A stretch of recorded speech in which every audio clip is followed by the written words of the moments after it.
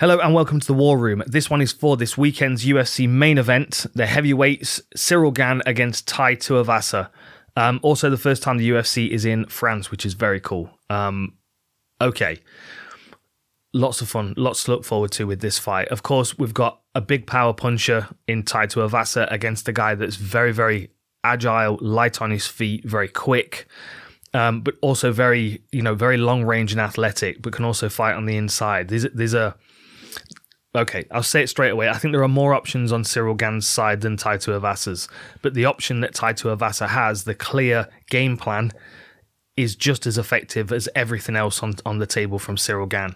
It's just not the same kind of variety on the side of Tai Tuivasa. We know what he's going to try and do, and he's got to try and build some kind of game plan, some kind of approach around it that suits Ciryl Gane and the way that he moves.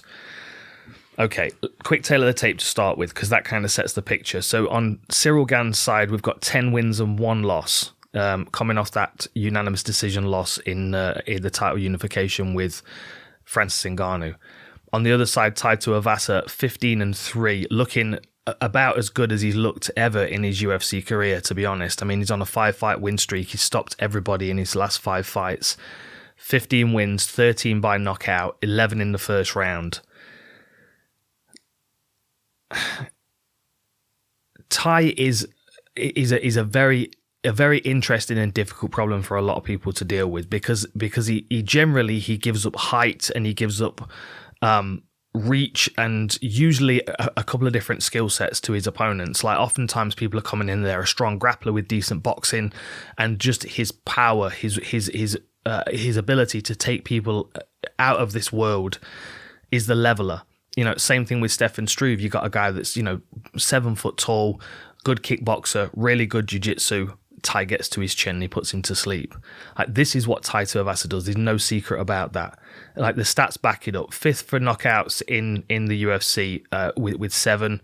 6th for shortest fight time. I mean, it's like all of his stats back him up. On the other side, you've got Ciryl Gane, who is 6'4", so he's got a 2-inch height advantage. He's got a 6-inch reach advantage. He's got great footwork. He's very, very agile, and he's got a variety of different skills. He can fight out of both stances, and he's very good at attacking the base, and he's very good at stinging the upper body and coupling those things together, but never getting drawn into a fight really and settling into range where he's going to give Tai Tuivasa an advantage. The challenge for Tuivasa here is taking the space away from Ciryl Gane, because it's going to be Gane on the outside, moving, stinging, and if at any point Tai Tuivasa gets frustrated or he gets charged up and he wants to come flying into range, even if Gane can't get out of range, he's very good at sitting on the inside and rolling punches off his guard, like we saw him do against Derek Lewis. He got Derek Lewis backed up and Lewis was feeling like he had to throw. And there were times when Ciryl Gane could have backed up if he'd have wanted to and just allowed Derek Lewis to miss, but he didn't. He stayed in range to pressure him. And I think there'll be some of that here with Ciryl Gane. I think his defense is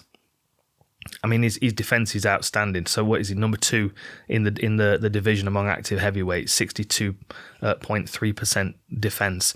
He's going to need that in this fight. He's also got a very high striking output compared to Tai Tuivasa, which is going to be a real value to him. And this is a 5-round fight. So Tai Tuivasa's got 11 finishes in the first round. Ciryl Gane's got 3 fights that went 5 rounds. And Ngannou and Rosenstrike, Volkov, of course, is a good fighter, but Ngannou and Rosenstrike are power punchers. And the Derek Lewis one was lined up for 5 rounds as well. And again, he didn't get knocked out by any of those guys. That's going to make the challenge for Tai Tuivasa even more problematic, because no one's been able to do it yet. No one's been able to get to Ciryl and really hurt him and put him down. And he's fought the biggest punchers in the division. Of course, Tai's on a real win streak, but this is where he kind of runs into some problems with these bigger athletic heavyweights. Tai is very athletic in some ways, but he's also at a disadvantage, height and reach. I mean, 75 inches, 6'2", there are welterweights with that kind of height and reach. Ciryl Gane's massive, and he's not carrying any excess weight. He's a finely tuned specimen, and he's not going to play the games that Tai needs him to play to get hit with those big punches. So if I'm coming from Tai Tuivasa's side, and you look at the Derek Lewis fight, and I think it was 12% of his strikes went to Derek Lewis's legs. That would be a very smart thing to do against Ciryl Gane. Walk him down, walk him into range. Like the good thing with Tai Tuivasa is that he knows he can take a shot. So if he can get close enough to Ciryl, he doesn't really have to worry too much about what's coming back. Most likely what's going to happen is that he's going to get outpointed. But that's probably going to happen anyway, because he's not really bothered about landing points. He's interested in landing bombs. And sometimes you have to, take a few shots in order to land a bomb. The fact that Cyryl's got 4 knockouts out of 10 wins on his record, and that they're not, the devastating punches that we're seeing from Tai Tuivasa, where people are getting stiffed. It allows Tuivasa to take a few liberties and to kind of disrespect the power of Ciryl Gane a bit, because he wins that trade. So attacking his base, that side kick or that chop to the legs that he was using against Derek Lewis.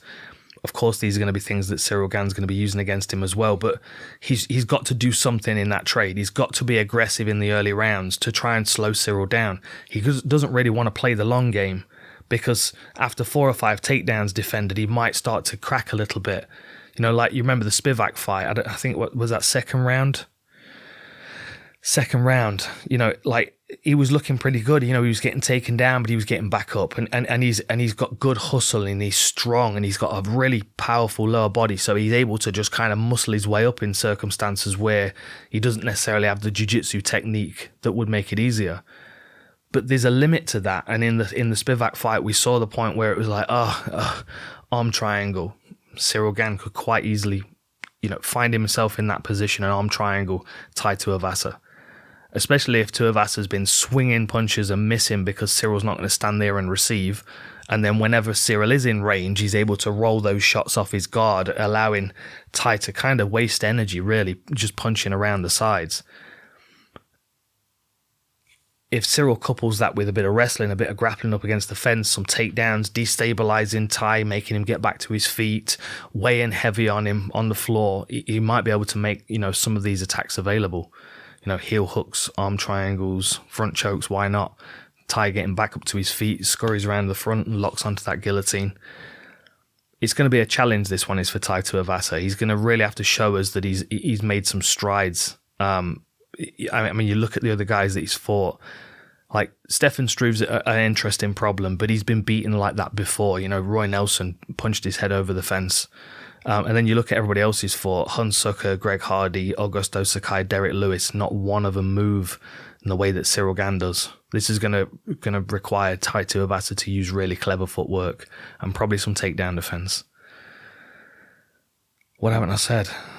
There's loads to talk about. 5-fight win streak for Tai Tuivasa, but then you look at the stats where they stand out. Number 1 for significant strike accuracy, Ciryl Gane at 58%. But then on the other side, you've got number 4 at significant strike accuracy at 52.9% for Tai Tuivasa, and then his significant strikes, I would say, are more significant than Cyryl's. So although the stats lean in Cyryl's favour, you've also got to consider that. What was the other one as well? Second longest average fight time, 16:20 for Ciryl, compared to 6th shortest average fight time for Tai Tuivasa, 6:31. The longer this goes, it's going to be clearer and clearer that Ciryl is going to run away with it, because I expect Tai Tuivasa to get frustrated and slow down. But if he lands, we might see Tai Tuivasa in there for a title shot, which would be really interesting, because the win streak that he's on is pretty impressive. But to beat Ciryl Gane in Paris, I think he's going to have to work really hard. And Cyryl's a very smart individual. All right, enjoy the fights. I'll see you next time.